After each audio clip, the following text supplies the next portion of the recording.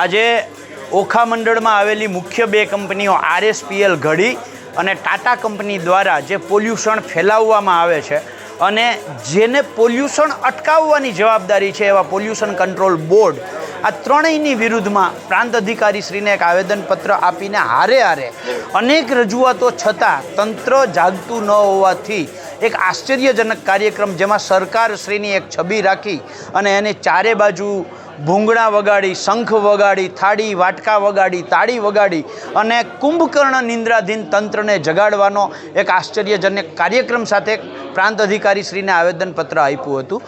આવેદનપત્રની અંદર અમારી બહુ સ્પષ્ટ માંગ છે કે જે રીતે ઘડી કંપની અને ટાટા કંપની જે કેમિકલ કચરો દરિયામાં નાખી અને દરિયાઈ જીવસૃષ્ટિને ખતમ કરી રહી છે એને એ દરિયાઈ જીવસૃષ્ટિને બચાવવામાં આવે અને દરિયામાં ઠાલવવામાં આવતો કેમિકલ કચરાને અટકાવવામાં આવે.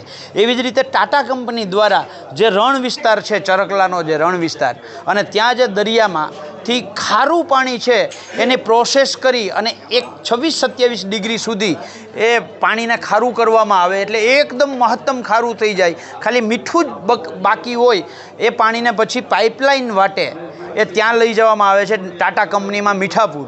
આ જે વચ્ચે લાઈન નીકળે છે 4-5, આ નિયમોને નેવે મૂકીને એક તો લાઈનો ઊભી કરવામાં આવી છે, ખેડૂતોના ખેતરોમાં લાઈન નાખી દેવામાં આવી છે.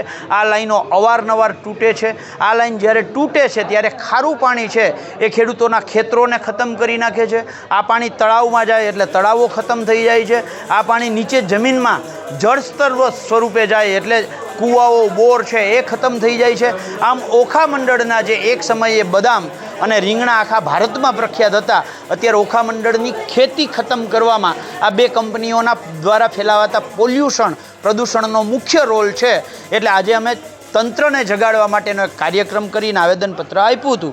જો તંત્ર નહીં જાગે તો આવનારા દિવસોમાં આનાથી પણ વધારે ઉગ્ર ગાંધી ચિંધ્યા માર્ગે અમે કાર્યક્રમ કરશું.